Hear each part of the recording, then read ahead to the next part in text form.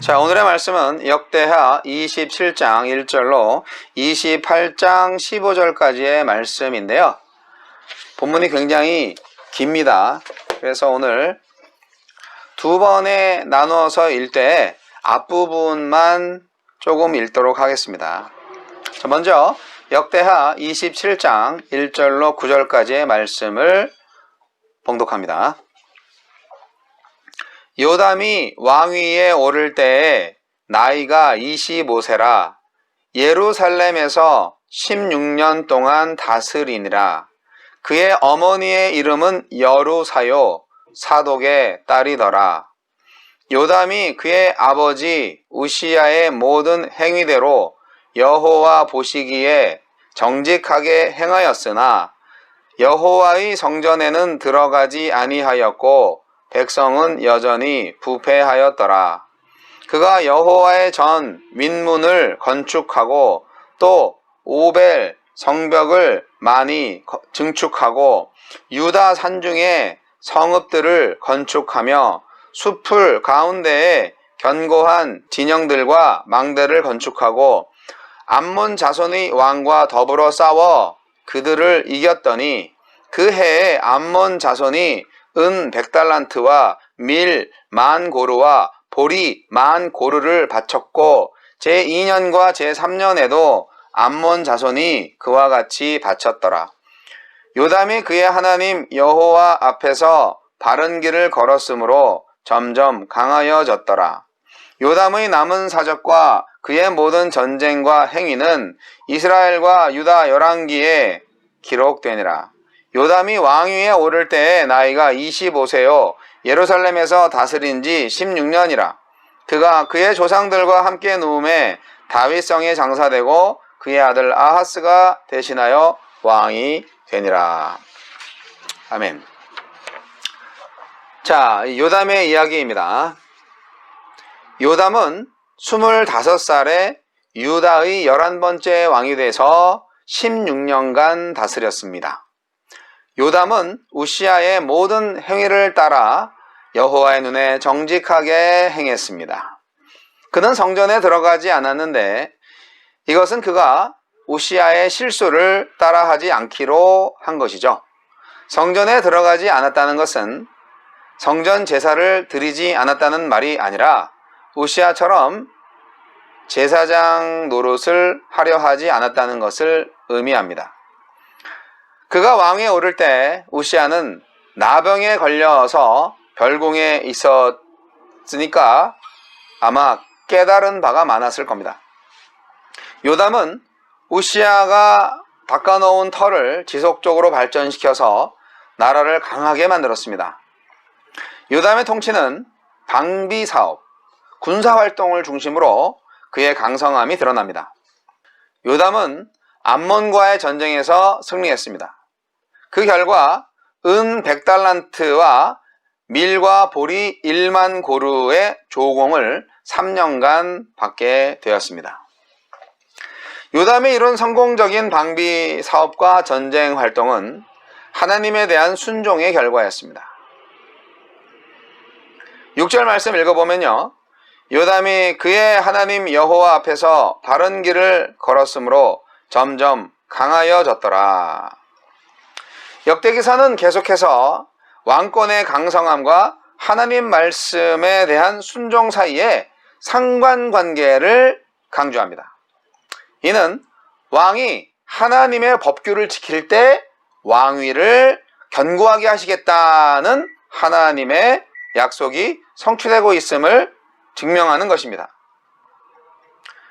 요담은 강성하게 된 후에도 교만하지 않고 한결같은 마음으로 하나님을 찾습니다.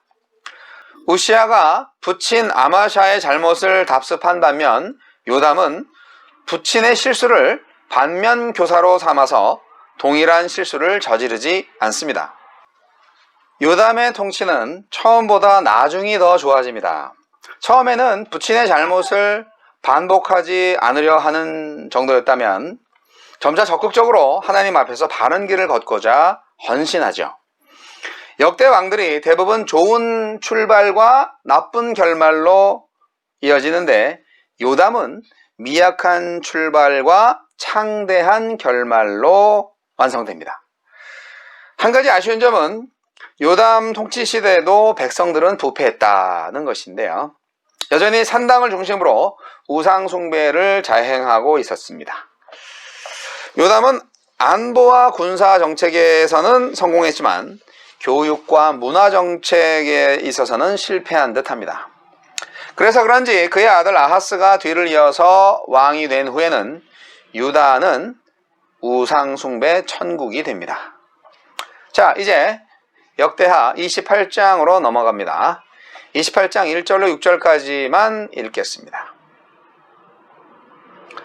아하스가 왕위에 오를 때 나이가 20세라 예루살렘에서 16년 동안 다스렸으나 그의 조상 다윗과 같지 아니하여 여호와 보시기에 정직하게 행하지 아니하고 이스라엘 왕들의 길로 행하여 바알들의 우상을 부어 만들고 또 흰놈의 아들 골짜기에서 분향하고 여호와께서 이스라엘 자손 앞에서 쫓아내신 이방 사람들의 가증한 일을 본받아 그의 자녀들을 불사르고 또 산당과 작은 산 위와 모든 푸른 나무 아래에서 제사를 드리며 분향하니라.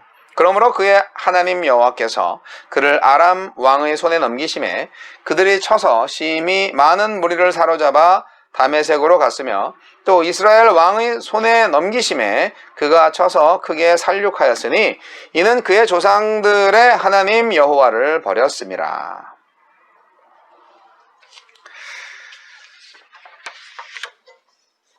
요담의 아들 아하스는 하나님을 떠나 우상에게로 갑니다. 20살에 유다의 12번째 왕이 된 아하스는 16년 동안 통치하는 동안 다윗의 길을 쫓지 않고 여호람과 아하시아처럼 북이스라엘 왕들의 길을 택했습니다. 아합 가문과 아달랴의 악몽이 되살아나는 듯 우상을 숭배하고 각종 만행을 저질렀습니다. 바알 우상을 만들었고요. 흰놈의 골짜기에서 분향하고 자녀들을 불의 제물로 드렸습니다.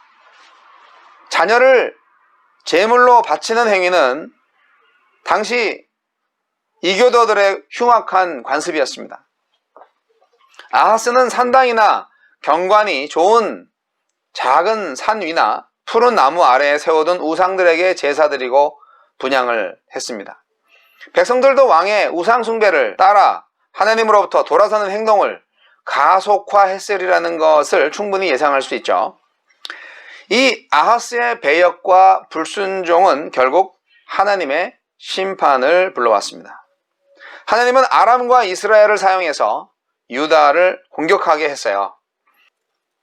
아람의 르신과 이스라엘의 베가는 서로 동맹을 맺고 유다한테도 자기들과 동맹을 맺도록 회유했는데요. 그들은 유다를 동참시켜서 아수르에 맞설 계획이었거든요. 이 두 나라가 동맹을 맺었음을 알았을 때 아하스와 유다 백성의 마음은 바람에 흔들리는 숲의 나무들 같았다고 이사야 선지서가 이사야 7장 2절에 표현하고 있습니다. 당시 하나님은 이사야를 보내서 하나님이 함께 하실 것을 약속하셨지만 아하스는 그 말을 믿지 않았죠. 아하스는 아람과 이스라엘 국과 동맹하는 대신에 아수르에게 손을 뻗었습니다. 이에 아람과 이스라엘이 유다가 우리를 배신했네 생각을 하고 자기들을 배신한 유다를 먼저 공격했던 것입니다.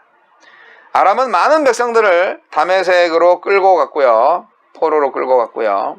북이스라엘은 유다의 용사 12만 명을 죽입니다. 이때 왕의 아들 마아세야와 국내 대신 총리 대신 다 죽임을 당했습니다. 왕궁의 중요한 사람들이 죽임을 당해서 정세가 크게 악화됐죠. 그뿐 아니라 북이스라엘 군대는 유다 백성과 그 아내와 자녀들 20만 명을 포로로 끌고 갑니다. 이처럼 두 나라의 연합 공격은 유다에게 아주 큰 피해를 안겨주었습니다. 이러한 역사적 사실은 그 피해가 큰 만큼 아하스의 죄가 하나님 앞에서 크다는 것을 암시하는 것입니다. 그 죄는 하나님을 버린 죄였습니다. 그런데 하나님은 유다를 완전히 버리지는 않습니다. 유다 사람 20만 명을 포로로 끌고 오는 북이스라엘 군대를 선지자 오뎃이 가로막습니다. 그리고 이 승리가 이스라엘이 잘해서가 아니라 유다를 심판하시려고 하나님이 허락하신 승리다 하는 것을 말해줍니다. 오뎃 선지자는 북이스라엘을 향해서 물어봅니다. 너희는 너희 하나님 여호와께 범죄함이 없느냐? 자, 이 말을 들은 북이스라엘은 어떻게 했을까요? 북이스라엘은 놀랍게도 순종합니다. 태도를 완전히 바꿔서 포로가 아니라 형제로 대우하여 돌려보냅니다. 신앙의 정통성을 상실한 북이스라엘에도 여전히 하나님의 선지자는 있었고요. 하나님의 사람도 있었습니다. 유다라고 모두 구원받는 거 아니고요. 북이스라엘이라고 모두 구원받지 못하는 것도 아닙니다. 사랑하는 성도 여러분, 요즘 누가 옳고 그른지 판단하기 어려운 시대를 살고 있습니다. 정치적으로, 사회적으로 생각과 입장이 다르다고 해서 상대방을 영원히 안 볼 것처럼 대하는 경우가 있는데요. 그러시면 안 됩니다. 여당이든 야당이든 진보든 보수든 좌파든 우파든 모두 하나님의 백성들입니다. 가족 중에 생각과 사상이 다르다고 해서 그를 호적에서 지울 수 있습니까? 그리고 잘못한 사람에 대해서 정죄와 심판을 제대로 했다고 칩시다. 그럼 그걸로 끝인가요? 그 죄인이 구원받을 길은 없나요? 1920년대 미국 뉴욕의 라과디아 판사 이야기를 잠깐 하겠습니다. 아주 유명한 이야기인데요. 한 노인이 빵을 훔쳐 먹다가 잡혀서 치안판사 앞에 끌려와 재판을 받게 되었습니다. 판사가 말합니다. 나이도 있는 분이 염치 없이 빵이나 훔쳐 먹습니까? 라고 한마디 던지니까 그 노인이 눈물을 글썽이면서 사흘을 굶었습니다. 그러다 보니 배는 게 없더라고요. 라고 대답을 했습니다. 판사는 이 말을 듣고 한참을 생각하다가 빵을 훔친 절도 행위는 벌금 10달러에 해당합니다. 꽝꽝꽝. 그렇게 판결을 했습니다. 그런데 그리고 나서 판사가 바로 자기 지갑을 열어서 10달러를 꺼내더니 이렇게 말합니다. 대신 그 벌금은 내가 내겠습니다. 그동안 내가 좋은 음식을 너무 많이 먹은 죄에 대한 나 스스로의 벌금입니다. 하면서 그 벌금을 대신 내주었습니다. 판사는 이어서 이렇게 말합니다. 이 노인은 재판정에 나가면 또다시 빵을 훔치게 되어 있습니다. 그러니 여기 모인 방청객 중에서도 그동안 좋은 음식을 드신 분은 조금씩이라도 돈을 기부해 주십시오. 그렇게 말이죠. 이에 감동을 받은 방청객들은 호주머니를 털어서 모금에 동참했고 모금액이 47달러나 되었습니다. 100년 전 47달러면 꽤 많은 돈이었겠죠? 여러분, 바른 말 하기는 쉽습니다. 바른 행동하기도 어렵지 않습니다. 북이스라엘은 배신자 남유다를 쳐서 당당히 20만이나 되는 포로들을 끌고 왔습니다. 그들은 자신들의 행위가 정당하다고 생각했을 것입니다. 그러나 하나님의 생각은 달랐습니다. 선지자 오뎃은 승리의 개가를 부르던 그들에게 하나님의 진노를 선포했습니다. 역대하 28장 11절 12절을 읽겠습니다. 이제 너희가 또 유다와 예루살렘 백성들을 압제하여 노예로 삼고자 생각하는도다. 그러나 너희는 너희의 하나님 여호와께 범죄함이 없느냐? 그런즉 너희는 내 말을 듣고 너희의 형제들 중에서 사로잡아 온 포로를 놓아 돌아가게 하라. 여호와의 진노가 너희에게 임박하였느니라 한지라. 아멘. 하나님의 정의는 형제를 사랑하는 것입니다. 하나님의 공의는 백성들이 자신과의 약속을 지켜서 우상 숭배를 중단하고 하나님만을 예배하는 것입니다. 마스크 열심히 쓰고 코로나에 감염 안 돼도 예수 안 믿고 그러면 천국 못 갑니다. 흑백 논리에 빠져서 그룹 간에 편가르기 하는 거 하나님께서 기뻐하지 않는 일입니다. 미국에는 민주당도 필요하고 공화당도 필요합니다. 하나님은 좌파도 우파도 아니고 절대 중심임을 믿습니다. 선과 악, 옳고 그름을 분별하고 판단할 수는 있죠. 그러나 정죄와 심판은 하나님의 몫입니다. 틈만 나면 남을 판단하고 정죄하는 말로 앞담화, 뒷담화 하시는 여러분들 혹시 계십니까? 자기 자신을 돌아보시기 바랍니다. 여러분, 하느님 앞에서 100% 의로우십니까? 사랑하는 성도 여러분, 코로나 바이러스가 가져온 세상은 종잡을 수가 없습니다. 모든 상식과 기대가 깨졌습니다. 강대국이 더는 강대국이 아닌 것 같아요. 코로나 바이러스가 세상의 주인인 것 같습니다. 그러나 우리는 역사를 바로 봅니다. 역사의 주인은 누구입니까? 바로 하나님이십니다. 역사의 주인이 하나님이라는 이 진리를 붙잡지 않으면 매 순간 내가 의지해야 할 대상을 찾느라고 아주 혼란스러울 겁니다. 어느 한순간도 평안하지 못할 것이고 안전을 보장받을 수 없을 것입니다. 코로나 시대에 누구를 의지하겠습니까? 나의 인생과 가족, 나라와 민족의 운명을 누구에게 맡기겠습니까? 바로 하나님입니다.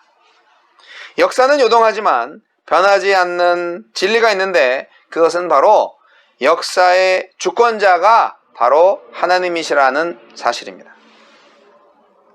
인생의 순간순간 하나님의 말씀을 듣는 여러분은 세상에서 가장 복된 사람입니다.